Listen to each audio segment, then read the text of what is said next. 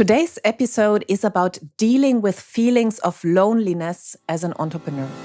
Hello and welcome to the Successful, Sensitive and Intuitive Entrepreneur podcast. My name is Lydia Sophia Wilmsen and I am an intuitive success mentor for sensitive entrepreneurs.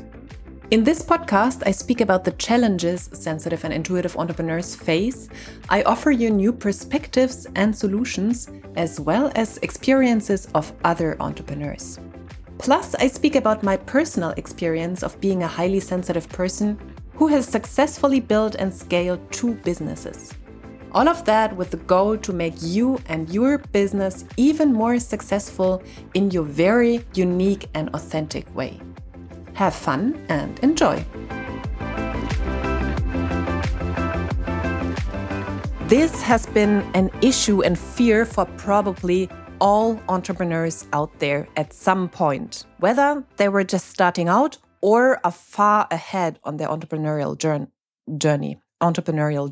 I will first explain a bit about loneliness, where it comes from, and then I will go into giving you several tips on how to deal with this feeling in a sustainable and non-superficial way.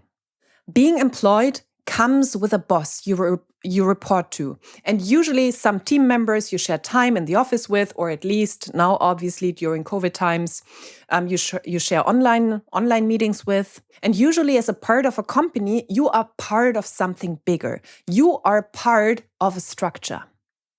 There is less time to deal with parts of you which are lonely, because there's usually a lot of work, usually lots of obligations and lots of stress.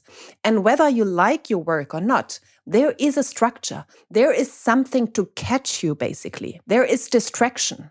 And when you then start a business, you usually, most of the time, start out alone, and you have full responsibility for everything now. You have full responsibility on your shoulders. There is no boss to report to anymore. And you need to be fully disciplined yourself. There are no team members to share thoughts, frustrations, and hopes with anymore. Everything is on your own, and you have to create your own structure. And this can be difficult because if you're employed, you just go somewhere where this is all there already. And being an entrepreneur means to create all of that out of yourself, basically. And this is a big shift, and a shift that keeps people from going down this path, basically. I have heard this not only once. The fear of being and feeling lonely when you go onto this path. Yeah, and there is truth to it, sure. I remember being an entrepreneur several years back, living with some of my 9-to-5 friends in a city with no entrepreneurial infrastructure and culture. So they left in the morning, they came back in the evening, and throughout the day, I was all alone. I had some calls throughout the day, and other than that, it was a tiny flat and I was basically looking against a wall most of the time. There were no fancy cafes to hang out in because at that time, people with laptops were still frowned on. Yeah, I know if you go to Berlin or some uber fancy city nowadays, then you see people sitting around with their laptop, experiencing their laptop lifestyle. But then, no. You weren't the guest people wanted to have you in their restaurant or cafe because you were basically sipping on one tiny cafe throughout the whole morning and sat there and took up the space for someone else, basically. Okay, so there was no infrastructure, also no co-working spaces, nothing to meet with other entrepreneurs. And the city I lived in just didn't have entrepreneurs. It was not this hip place where there were like many startups and all of that. So I sat there in my tiny flat, looked against the wall, and with that came also that I wasn't uber successful. I still had quite some financial struggles, and this was before my business had crossed the 6-figure mark.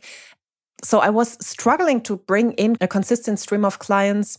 And furthermore, I dealt with my cult past properly for the first time in my life.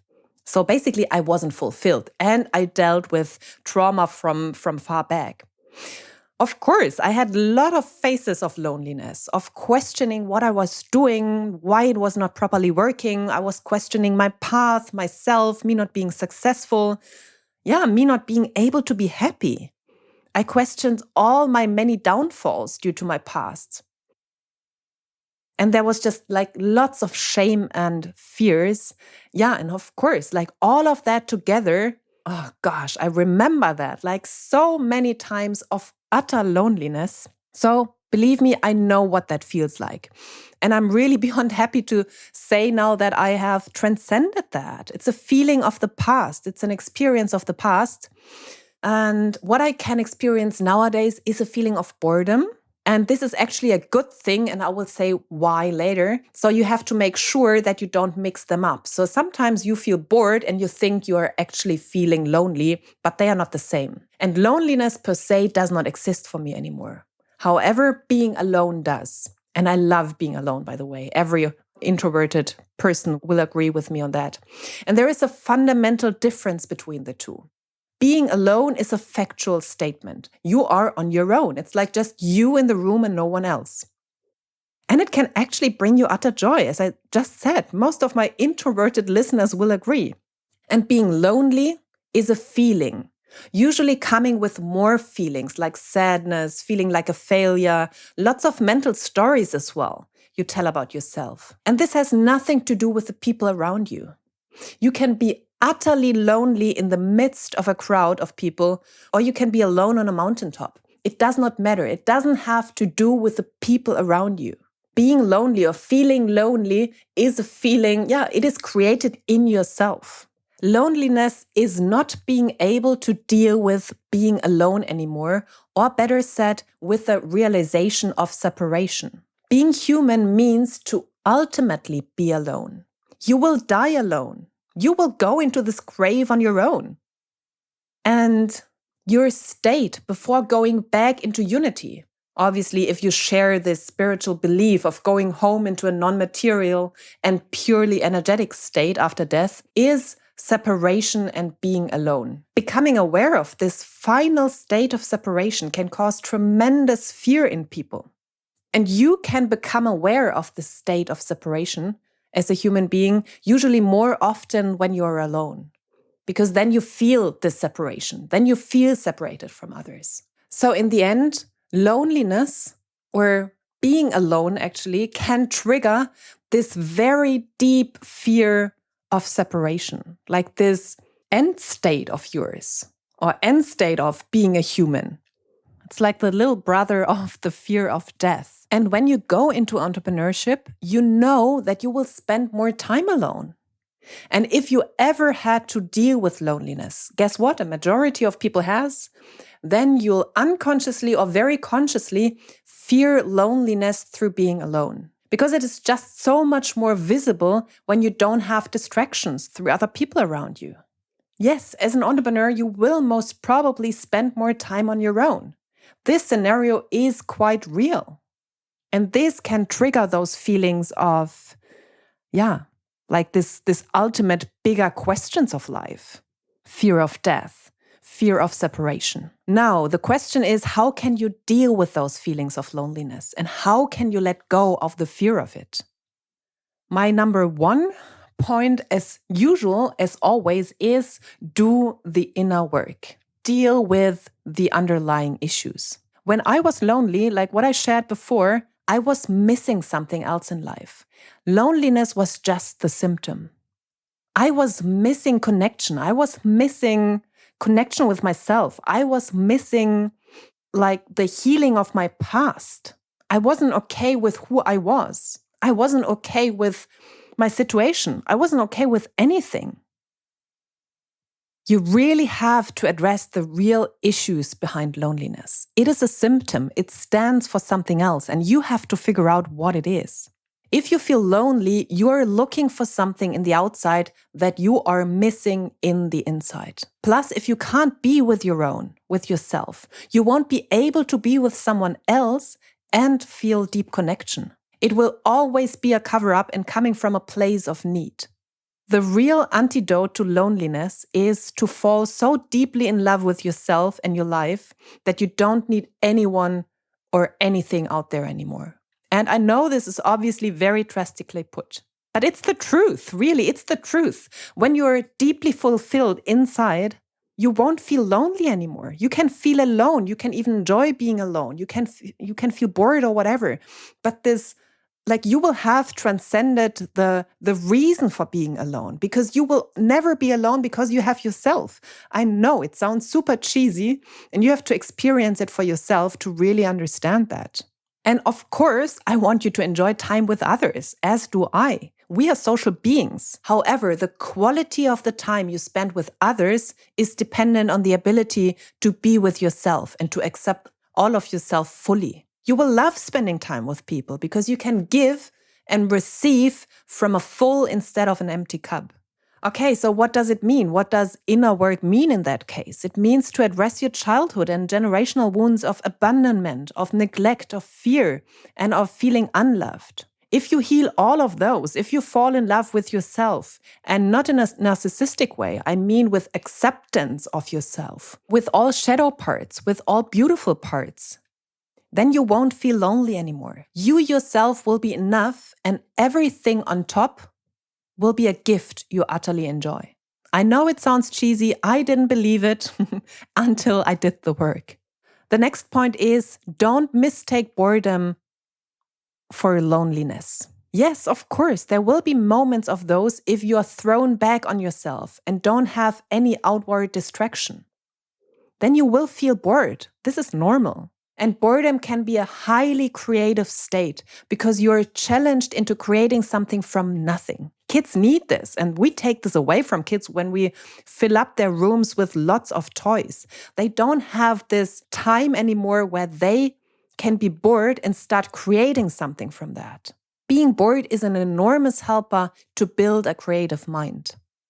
So check in with yourself, especially if you're doing the inner work, when you think, oh gosh, I'm feeling so lonely. If it's not actually loneliness and just that you feel a little bit bored and you don't know what you want to do right now, they are different. The next point then is to know your triggers. Become clear on what usually brings you into loneliness, into that state of feeling lonely. How do you usually get there? It could be if you see happy people. For me, it was when I saw all those successful people out there celebrating their next whatever huge success in business. If I saw people very freely expressing themselves, running through the streets, all the friends hanging out together.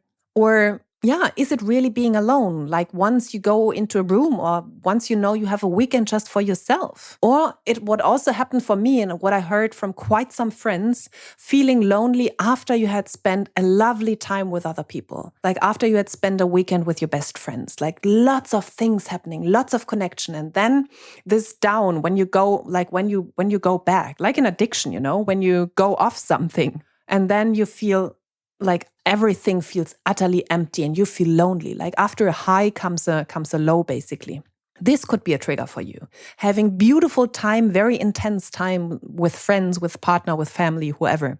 Or it could be that you lose connection with yourself when you know you are so distracted, so busy with other people that you can't listen to yourself anymore. Or it could just be something very easy or very quick, like hearing a specific song or hearing or seeing a specific video, which could bring you into this feeling of loneliness. So while you are healing those underlying issues, while you're doing that inner work, make sure to always be in a good place mentally and prepare so that you don't have to go down the rabbit hole. Take care of those triggers. Make sure, that this is not being triggered until it has been healed.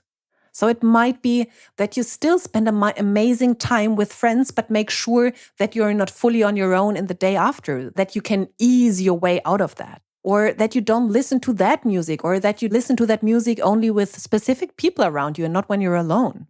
That you get rid of those people online whom you follow, which show you all those successes. That you basically get rid of those people and don't follow them anymore. Prepare. Pair when you know your triggers and get rid of those triggers. Next point is to create a nice environment for you as an entrepreneur. Connect with like-minded people online and offline. For example, I still have my 9-to-5 friends and I love them to the moon and back.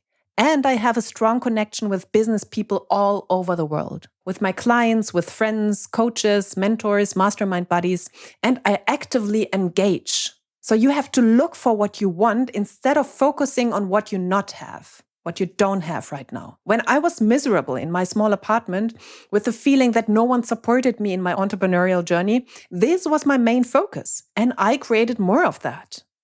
Now I actively look for nice places to hang out. I actively engage in creating new connections and friendships. And through that, I have more and more of that in my surroundings. And that could also mean that you look for meetups with other people, that you meet up online or offline. There are co-working spaces to go to, that you perhaps even offer something yourself if you're a very extroverted person, that you create a nice space for yourself at home, that you have a nice office to sit in, something very comfortable and cozy. This can make all the change. And then the next point is to build a team. Your business can consist of more people, so build your own structure. For example, I work with several VAs and coaches plus mastermind buddies. So if I wanted, I could have talks the whole day long. And sometimes I actually do that. So I have to keep myself from doing that. You can recreate what you had or what you would have had as an employee.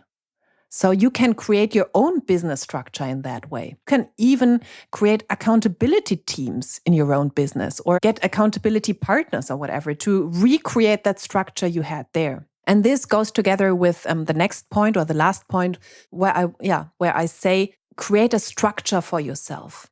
For example, I have a very loose and flexible structure, but I still have one. And for you, it might be a more rigid one, which works as a proper frame in your life, as a proper structure.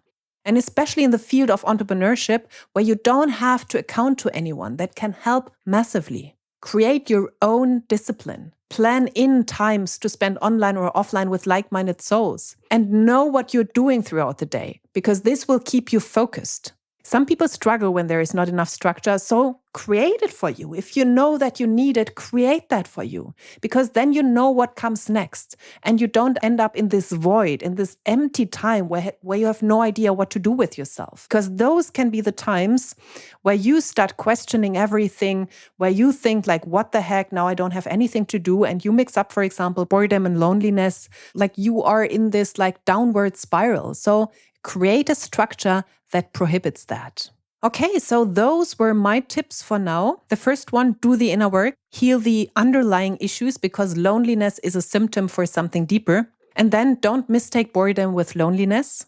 Next one was know your triggers and make sure that you get rid of most of the triggers in your life. And then the next point was to create a nice environment for yourself as an entrepreneur. With the people you hang out, how you build your own office, where you work, what you do throughout the day.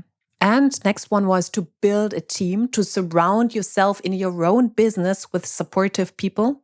And last but not least, to create a structure, a proper structure for yourself.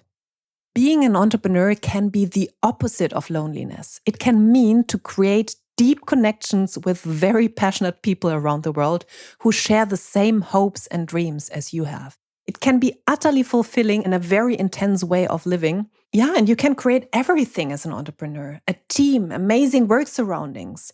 You can connect with other entrepreneurs, other amazing people around the world. And you basically can live your dream and bring into the world what you always wanted to bring into the world. However, it will need more of your own creation and input. As an entrepreneur, you can create whatever you desire. However, you have the responsibility and the risk at the same time. This is a huge difference to being an employee, and this is a decision you have to take again and again. It isn't only when you start out as an entrepreneur. That's a question and a decision you will take basically for the rest of your life as an entrepreneur.